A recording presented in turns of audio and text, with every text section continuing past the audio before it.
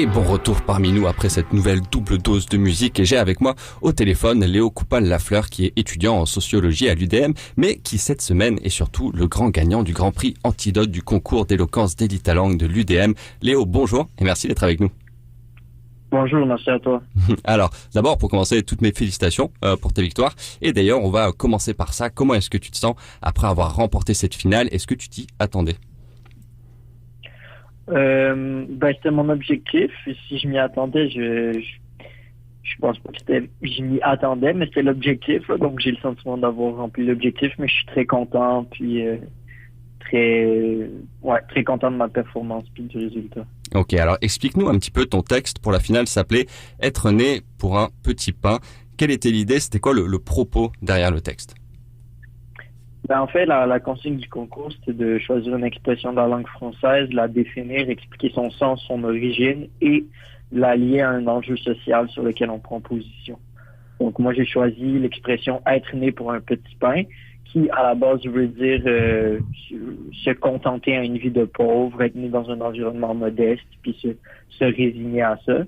Puis, c'est une expression qui est souvent utilisée pour décrire la mentalité canadienne, française, québécoise encore à ce jour.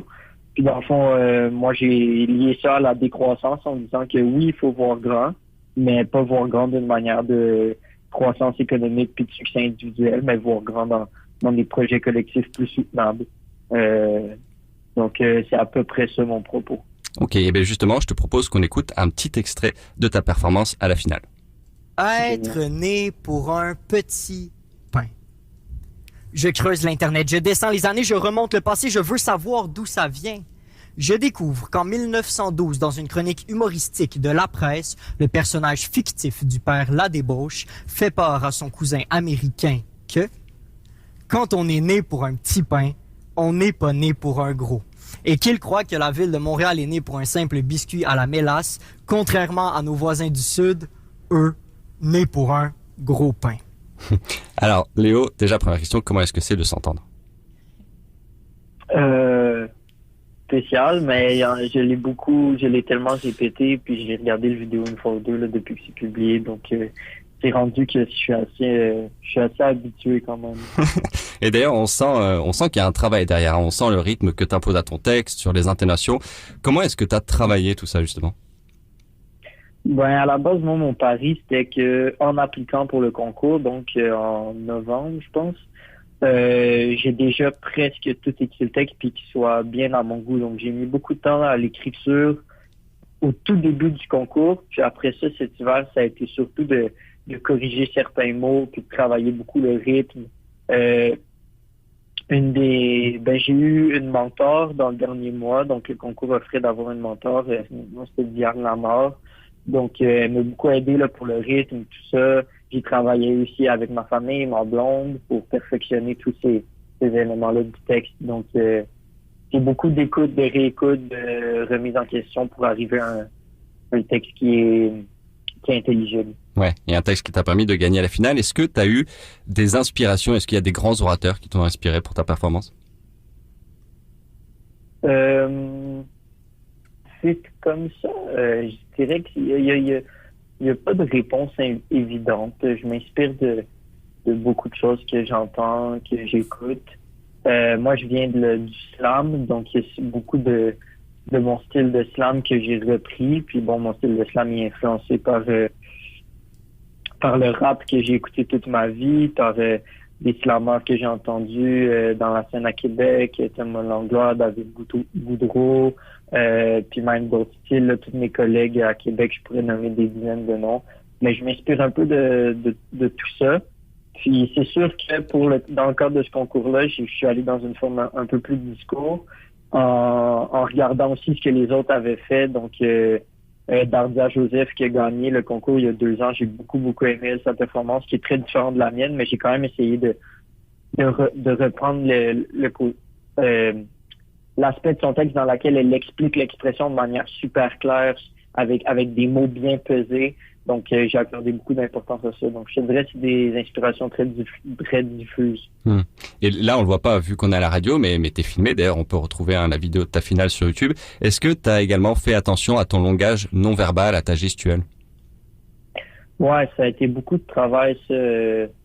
Donc, de pas trop utiliser les mains, mais en même temps, sans utiliser mes mains, j'étais pas confortable. Donc, d'être capable de les bouger d'une manière qui est pas dérangeante, mais qui appuie mon texte.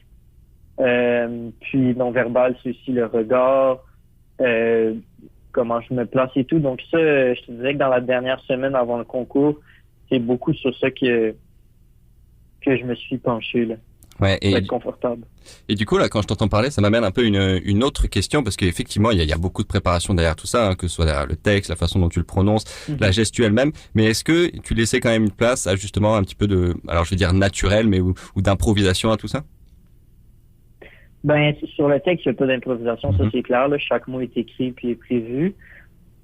Mais sur les mains, sur le rythme, sur la vitesse, on a beau se fixer des repères, puis se dire, OK, je vais le faire comme ça. Une fois sur scène, ça sort pas exactement. Enfin, il y a toujours une partie d'incertitude, je te dirais. Puis, une chose que je savais qu'elle allait arriver puis qui est arrivée, c'est que j'ai dit le texte beaucoup plus rapidement que quand je le répétais, là. Je veux dire, la fois que j'ai dit mon texte le plus rapidement, dans toutes les fois que je l'ai répété, c'est à la performance, à la finale. Puis c'est souvent comme ça, là, parce que le stress, parce qu'on dit les mots plus rapidement sans s'en rendre compte. Donc, tu vois, ça fait partie de l'incertitude. C'est clair. Et alors, pourquoi est-ce que tu as décidé de participer à ce concours? Qu'est-ce que tu penses que ça pouvait t'apporter ou que ça peut t'apporter? En fait, ben c'est ça. Moi, je viens de la scène slam beaucoup. J'aime le slam, j'aime le rap, j'aime être sur scène. Donc, c'est sûr qu'à l'automne, il n'y avait pas beaucoup d'occasions de performer. Pas beaucoup de prétextes d'écrire de la poésie orale non plus. Puis ce concours-là s'est présenté comme une occasion de monter sur scène, de faire de quoi de différent de ce que je fais d'habitude. C'est plus institutionnel, j'ai fait un truc un peu plus discours classique, même si j'ai respecté mon style. Puis j'aimais l'idée que ce soit un concours là, qui a un aspect un peu compétition, qui me pousse, puis qui a cet esprit-là. Ouais. De progression dans le concours. Et bien sûr, du coup, tu as gagné le Grand Prix Antidote d'une valeur de $5 000. Est-ce qu'il y a d'autres avantages à remporter ce concours en termes de visibilité, par exemple?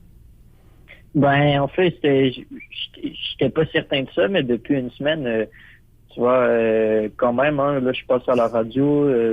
Aujourd'hui, il y avait un article du Devoir dans lequel on m'a fait une entrevue hier dans Le Soleil à Québec. Donc, ouais, je constate qu'il y a plus de visibilité associée au concours que ce que je pensais qu'il y en aurait. Ouais, je sais pas si ça se dit comment je l'ai dit, mais bref. Donc, oui, puis je suis un peu surpris de la visibilité qui est associée, là, puis qui est engendrée par ma victoire. Mais c'est sûr que je suis bien content de ça, là. Ouais, c'est sûr que c'est aussi un résultat du travail que tu as mis derrière. Est-ce que tu penses que ça va influencer la façon dont tu abordes tes futures prises de parole au public? Est-ce que c'était un bon exercice? C'était un bon exercice sans doute. Puis le texte, il est écrit. Si je veux le refaire, je pourrais le refaire. Si ça va influencer comment? Ben, chaque expérience, c'est de l'expérience, justement. Donc, c'est sûr que je gagne des aptitudes, des capacités, d'une polyvalence aussi. Mais cela étant dit, je pense pas que ça va changer mon style ou ce que j'aurais voulu faire puis créer, que j'ai fait le concours ou non, parce que c'est pas la forme de discours que j'ai faite au concours, c'est pas une forme que j'exploite d'habitude, puis je pense pas que qu'à cause du concours, je vais commencer à faire plus de discours de ce genre-là nécessairement. Par contre, ça m'a donné envie peut-être d'exploiter encore davantage le côté engagé dans mes textes. Donc, peut-être que je vais retourner à un style slam qui m'appartient plus, ou un style de poésie orale qui m'appartient plus, mais j'ai bien aimé le fait d'arriver avec un propos clair, un peu radical, puis ça m'a plu. Ouais. Et du coup, un peu dans mes dernières questions, mais est-ce que oui, c'est une expérience, là, si on a des auditeurs, des étudiants de l'UDM qui sont en train de nous écouter, peut-être de découvrir le concours à travers cette entrevue, est-ce que c'est quelque chose que tu recommanderais? Ouais, je recommande parce que ce que j'ai pas dit, c'est que tout le mois de janvier, février, ben, en fait, on a eu 6 ateliers, les 15 participants. Au début, on était 15, finalement, il y a eu 10 finalistes, mais les 15 participants, on a eu des ateliers sur des ateliers d'écriture, des ateliers pour dire à l'oral, des ateliers de débat, d'argumentaire, bref, très diversifiés. Puis ça, il y a eu des ateliers vraiment pertinents là-dedans. Mhm. Puis au-delà de ça, j'encourage d'autant plus les étudiants à le faire, les étudiants et étudiantes. Si le concours revient en présence, en fait, sur scène, Ouais. pas en ligne, parce que même en ligne, c'était plaisant, mais je pense que être sur scène avec une foule, c'est vraiment une expérience unique. Puis les personnes qui veulent se lancer un défi, je pense que se lancer un défi, puis un prétexte pour créer, écrire, dénoncer aussi, s'il y en a qui ont des choses à dire, c'est quand même une scène. Il y avait le recteur, il y avait des ministres, il y avait donc quand tu as un message à passer, c'est quand même une scène intéressante. Là. Ouais. Voilà. Ouais, c'est sûr que c'est un sacré auditoire, mais c'est sûr, enfin, on pense d'ailleurs que le concours va revenir à l'année prochaine. Moi, je l'ai vu à chaque fois étant à l'UDM. Et d'ailleurs, ça m'amène un peu à ma dernière question. Toi, en tant que gagnant, est-ce que tu peux recommencer? Est-ce que tu peux reparticiper au concours l'année prochaine? Je pense pas, mais de toute façon, c'est un concours qui s'offre aux étudiants du premier cycle. Puis moi, je suis à la fin de mon bac, donc j'étudierai plus le premier cycle l'an prochain. Donc, pour ma part, non. Par contre, est-ce qu'on peut participer 2 fois? Je sais pas. Je peux pas te le dire. Ouais.